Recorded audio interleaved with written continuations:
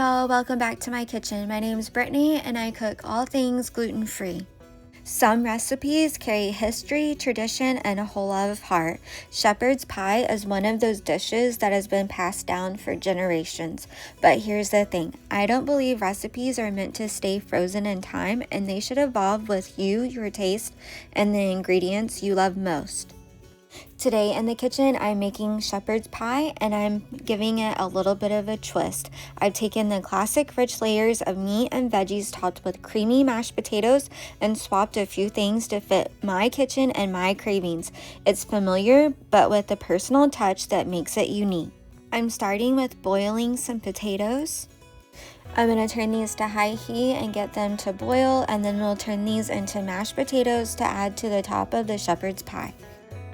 I gathered all the ingredients here that I'm going to add into my shepherd's pie, and by the end you're going to see how a traditional recipe can become something that tells your story right from your dinner table.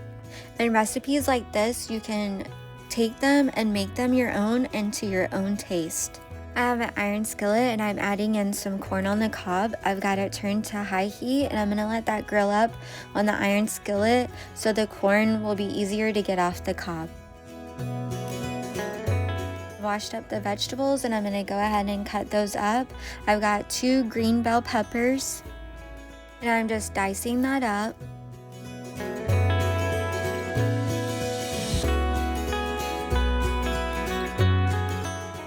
I have 1 onion and I'm just dicing that up.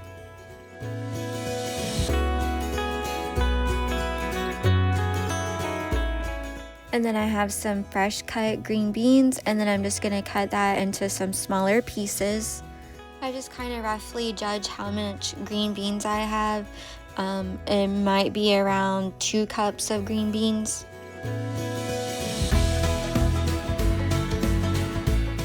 Then the corn has been cooking for a little bit, so I'm going to go ahead and roll it over to the other side so it can start browning on the other side.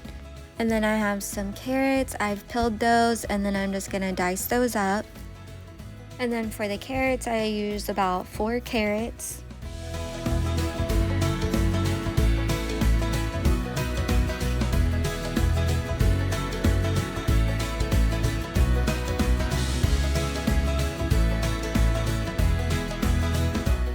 And then the corn on the cob is done heating up and I'm just going to take a knife and get the corn off the cob.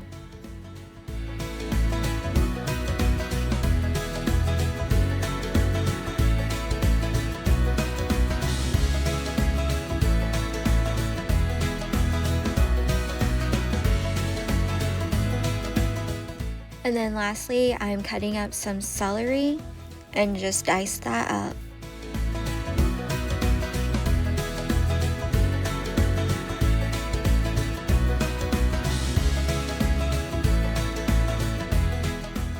And I'm done chopping up all the vegetables. So we have 2 green bell peppers, 1 onion, about 2 cups of green beans, some carrots. I did 4 carrots, and then I have some celery and corn. And then the iron skillet was already heated up from the corn, and I'm just gonna put in some ground meat. Traditionally, shepherd's pie is made with ground lamb, but I'm switching it up and I'm using ground beef. And just brown the meat until it's well done.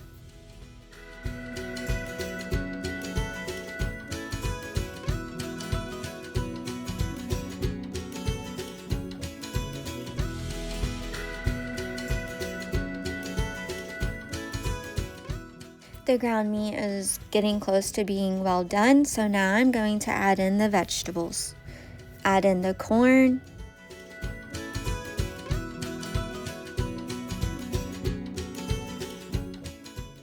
the celery,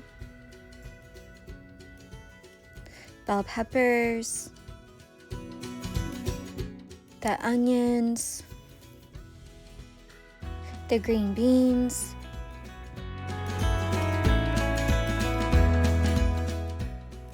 and the carrots.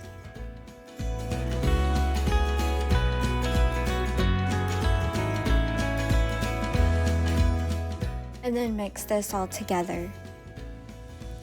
The vegetables in shepherd's pie are usually commonly the peas and carrots, but I do replace the peas with green beans because I just like the green beans in there and the taste of that better than the peas.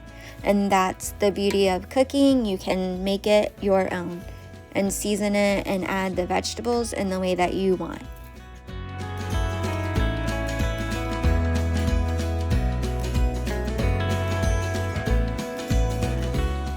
So I have all of that mixed together. I'm going to start adding in the seasonings. I'm using the Lea & Perrins, and I'm going to add in 2 tablespoons of the Lea & Perrins.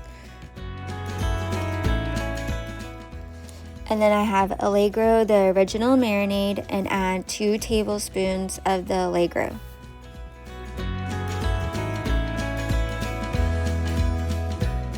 And then I have minced garlic.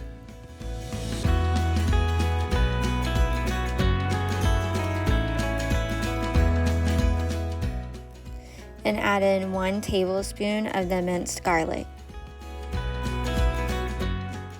Basil, and add 1 tablespoon of basil. Parsley, add 1 tablespoon of parsley. Salt, 1 teaspoon of salt. Pepper, add in 1 teaspoon of pepper. And then I'm using H-E-B beef broth. It is gluten-free. Make sure the beef broth is gluten-free. And then I'm gonna add in 2 cups of beef broth.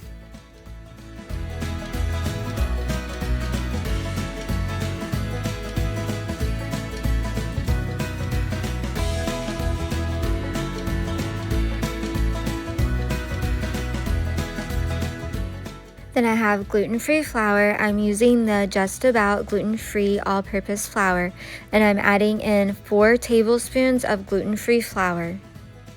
You can also use cornstarch in place of the gluten-free flour. Then mix this all together.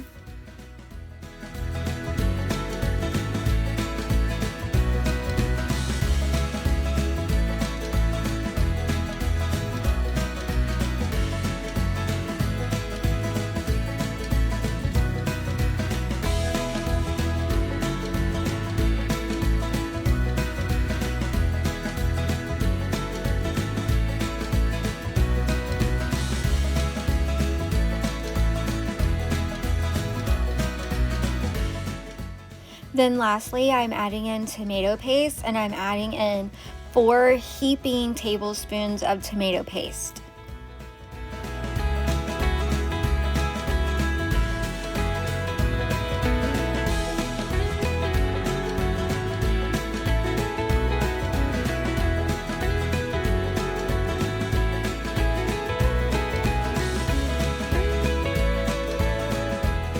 And then mix that all together. Once I'm done mixing this all together, I'm gonna let this cook for about 10 to 15 minutes, and then I'll start getting the potatoes ready to put on top.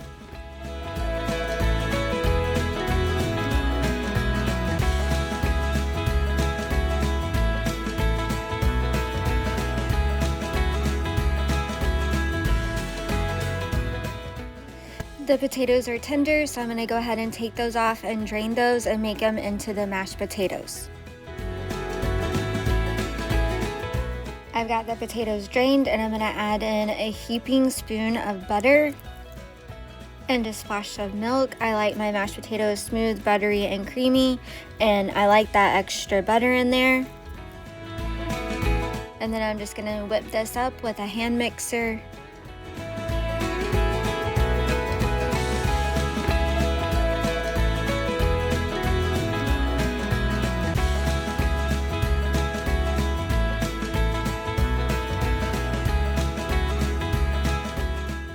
And once that's done, we're gonna add this to the top. I like making this into a iron skillet because then we can just take the mashed potatoes and add it on top, and we're not having to put the meat and vegetable mixture into another baking dish. Just spreading the mashed potatoes on top and smooth it out like a frosting on a cake.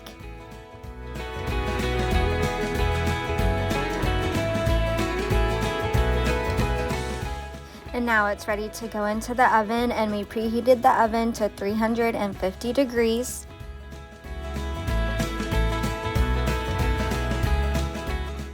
I'm going to cook this in the oven for about 45 minutes.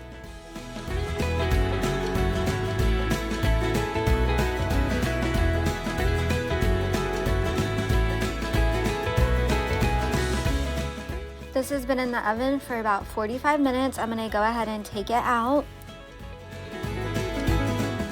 When you take this out, let it rest for about 15 minutes and then it will be ready to serve.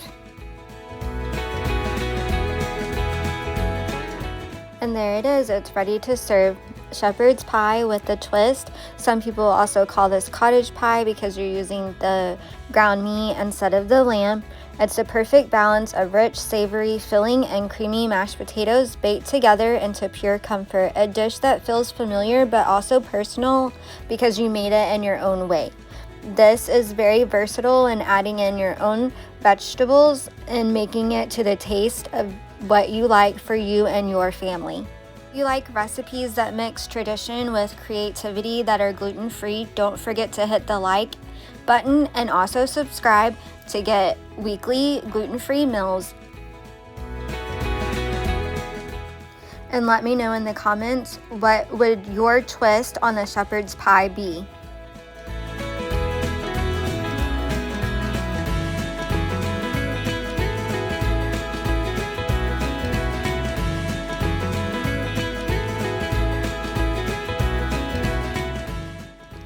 Enjoy, dinner is served. Thank y'all for watching, and don't forget to like and subscribe and let us know if you tried shepherd's pie.